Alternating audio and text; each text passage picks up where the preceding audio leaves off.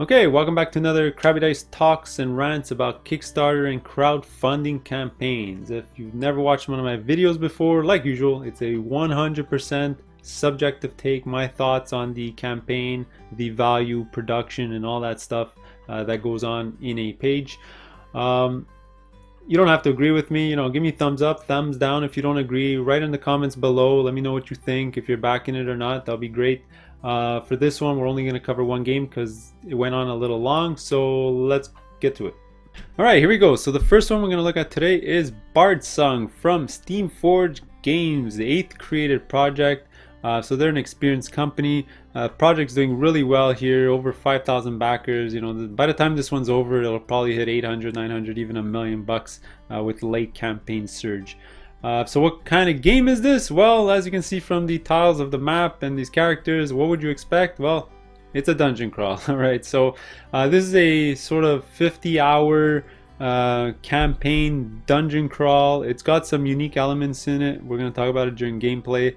But it's a unique world that Steamforged created. It's not really traditional fantasy, as you can see from this picture here. You have these bird people and turtle people, so the art and the graphic design and no, the aesthetic that they have going, it's pretty good. I like it. So the first thing we're going to talk about is the value, and then we're going to talk about gameplay, and then finally at the end we're going to talk about Steamforge's sort of track record, because I think that's really important to talk about when we're talking about this company and what they've delivered thus far. Alright, so we're going to scroll down a bit here. We got our pledge levels here. So okay, well, I'm not going to beat around the bush. The hero pledge level value is kind of insane. That's probably the only word I can use. It's kind of out of this world. Honestly, I think it is probably the best bang for your buck from any campaign in 2020. Somebody can write in the comments below and I can sort of do an analysis of another game that somebody can think of, but what you get in this box is insane. Alright, just let me show you. For 99 bucks, what are you gonna get? You're going to get a game board like usual. You're going to get 10 dice.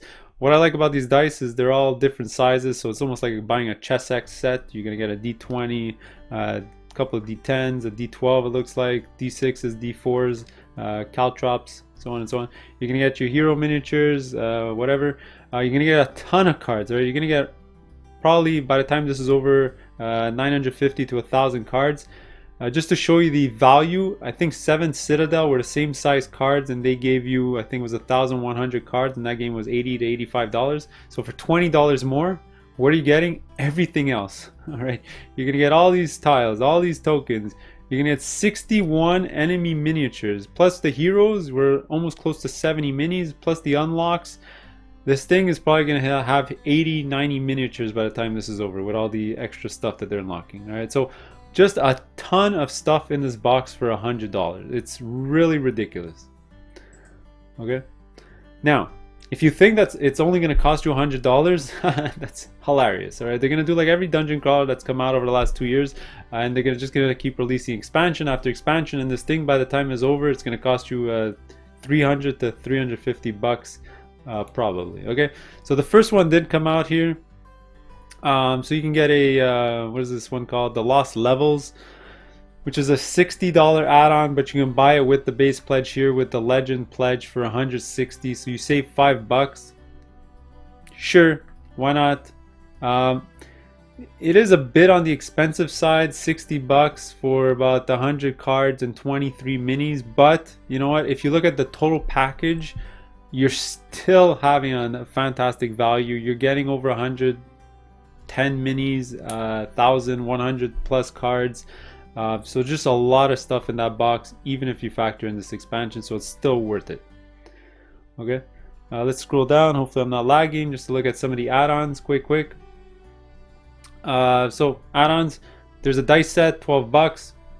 It's good value. I mean, just think about it. You get about half as much dice in a ChessX dice set for about the same price. So, it's like getting 50% off a ChessX dice set. So it's pretty good value there.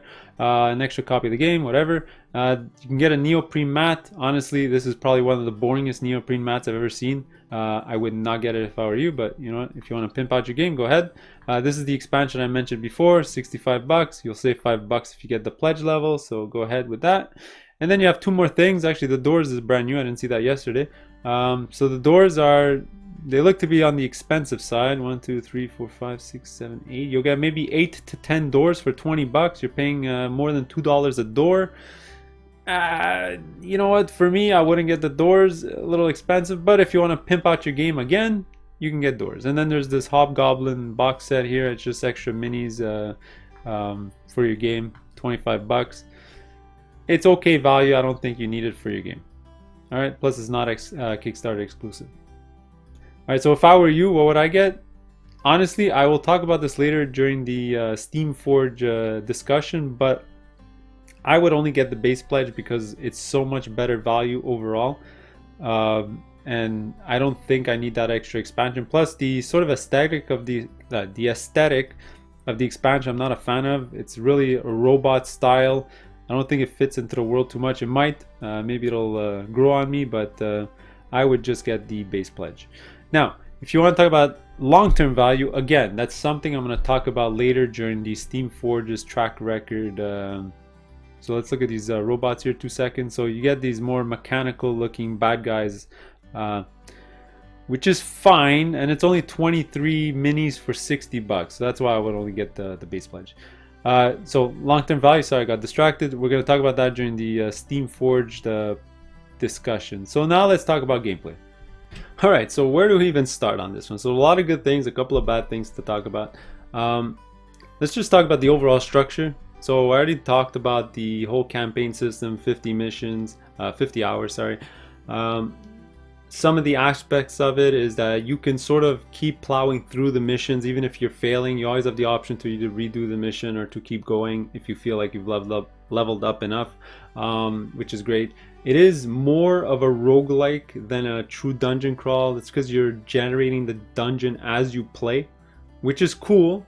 So it's more of a roguelike than even Darkest Dungeon, the board game was. But basically, when you start the dungeon, all you really need is your character board and the room tiles. That's it. All right, so you're saving a lot of, that means you're saving a lot of time on the setup.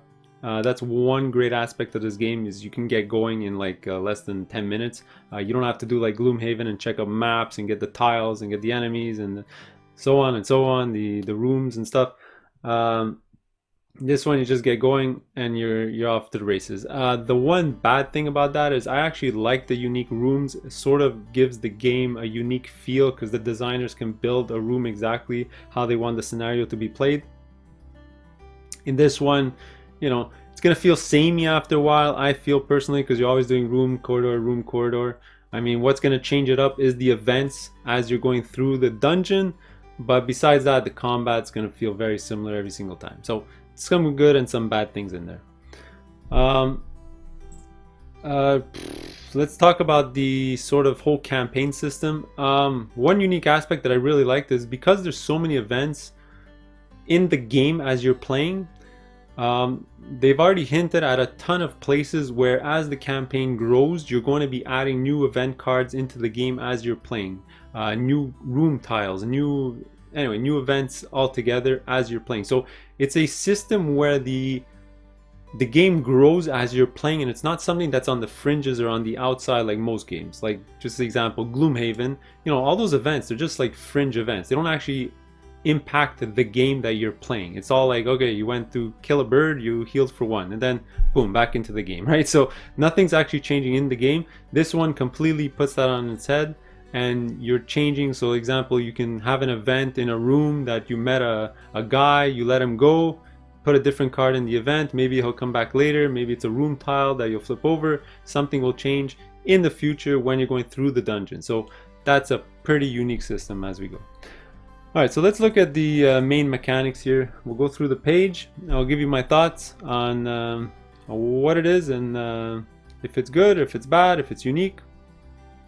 So here, just a couple of unique things. They're saying it's easy to create a hero. It's fine. It's easy because you can sort of get any skill you want. You can make your hero however you like, you know, with some obvious restrictions. You're not gonna get a guy with no intelligence and try to give him a ton of spells. That's not gonna work, and your character is gonna suck. All right, so obviously there's some restrictions, but that's fine. Leveling up is awesome in this game. There's like 10 different ways to level up your character. You can upgrade your stats, you can upgrade your skills, you can get new skills, you can upgrade your armor, you can upgrade your weapons. You can pretty much upgrade anything you want in the game. So that's pretty awesome. You can use your XP however you like. Let's just keep going. I already talked about the narrative campaign. Oh, so let's talk about these room tiles here for a second. Now, like you know from my previous videos, I'm sort of getting sick and tired of these hexes and squares all over the place, and I really enjoy the tiles here. They have these chalked outlines to show you the regions. Now, Steamforged. They did one of the most lazy design work ever in regards to this, is that their answer to the question is how many people fit in an area is, oh, just see if it fits, and if it fits, then just assume.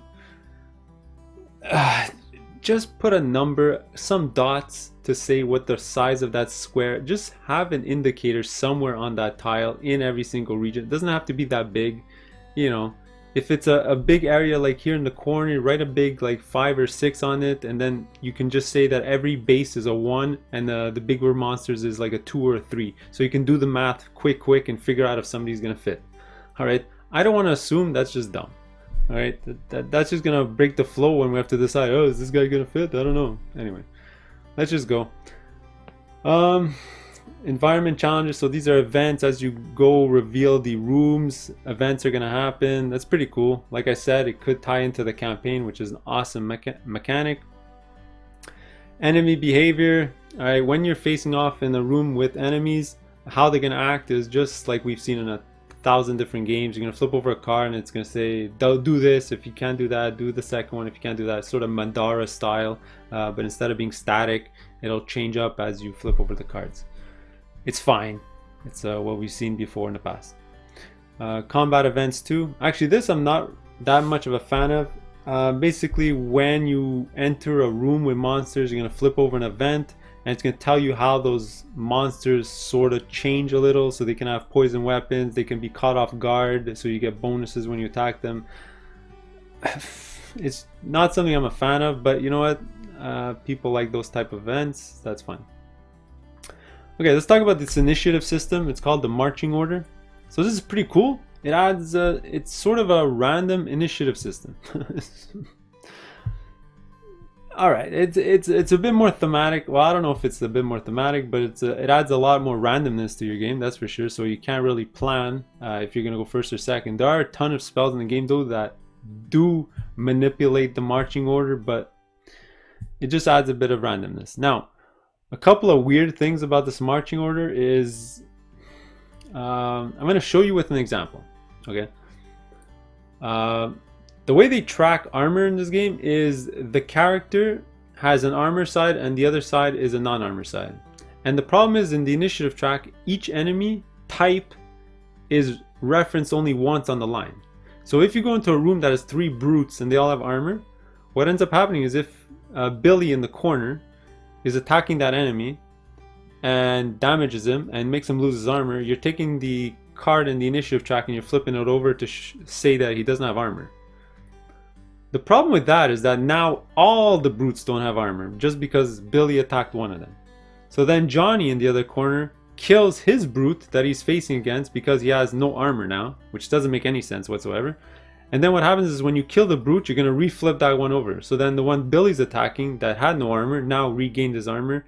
So it's it's a cool system, but they sort of went way too far. You know, armor breaks and all that stuff that deal with an enemy type should be tracked on the map and not in this initiative track.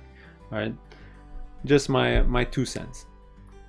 They have this whole fate system, which I really like. But the problem of the fate system, it's an all or nothing system.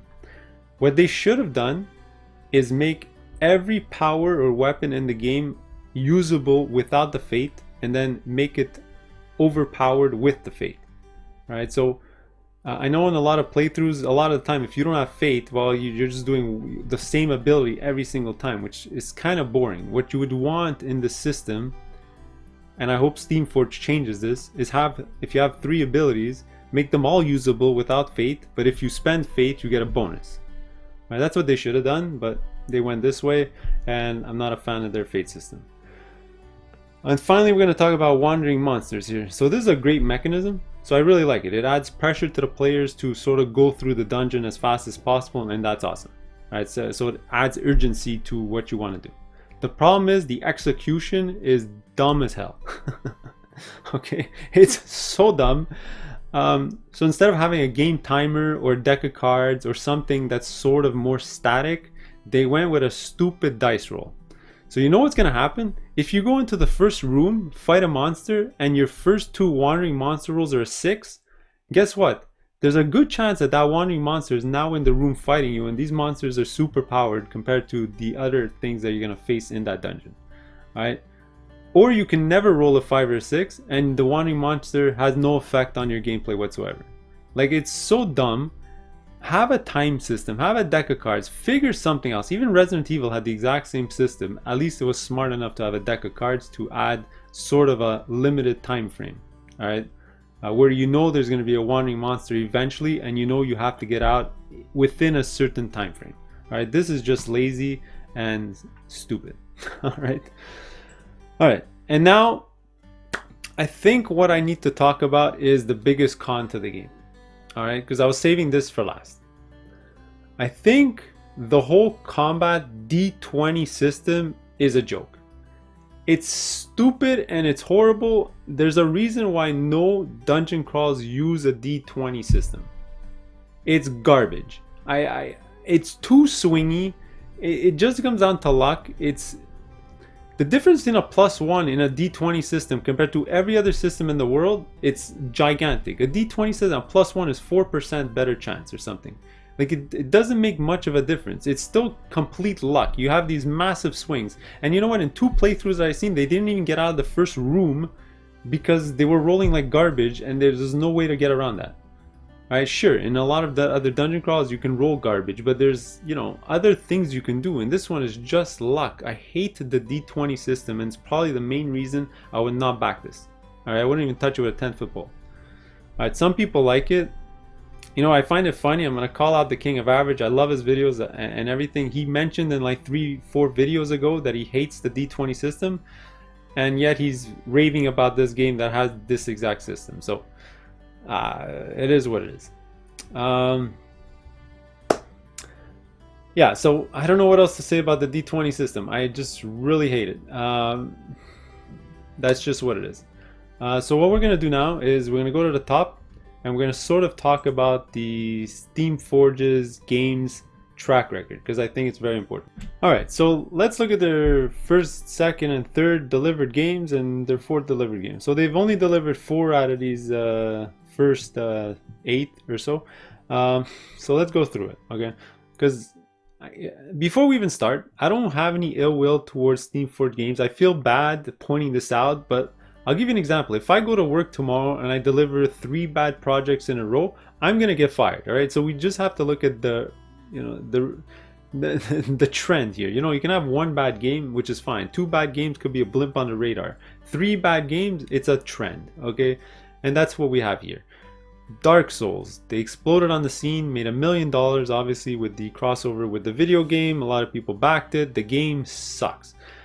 It's horrible. One of the worst games I've ever played. Now, that being said, you can house rule the hell out of it to make it a decent game, and the production value was really good. So they started off at least with a good production, you know, start, but the game sucked, but that's fine. It was their first game.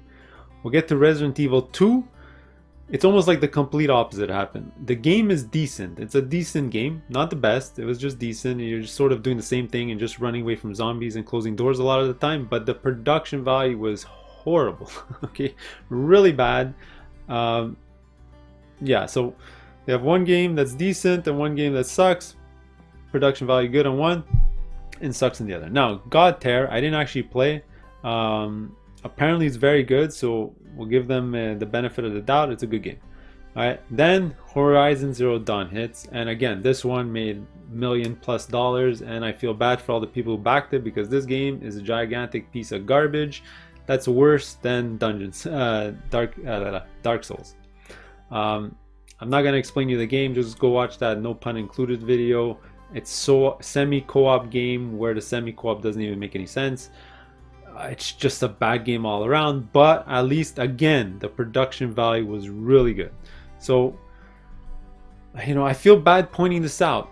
Steamforged Games, man, you gotta deliver something decent. Like I think honestly this is sort of their last go at it. I mean, if this game sucks as well, I don't know, they're gonna have like 4, 5, 6 bad games in a row. It's a bad sign. Like, I feel bad. I hope they succeed. I don't mind giving the company second, third chances, fourth chances, but you know what, at a certain point, they got to go back to the drawing board and fix their development work or something. I don't know. So that's my overall thoughts on Bardsung and on Steamforged Games. I was tempted just to buy this game just for the minis, because the value is just so high. $99 for all you get in it. And that's why I think a lot of people are backing it. It's just the value is insane. But with that track record, if I were you, honestly, just spend the $99. Don't take a chance and spend a dollar more. At least you'll get the exclusive stuff just without that $60 expansion, and you'll be good to go. But I wish them all the best. I hope it's good. I really want to play it. I want to try it out, but I'm not going to take a chance. So those are my thoughts. Let's go to the next one.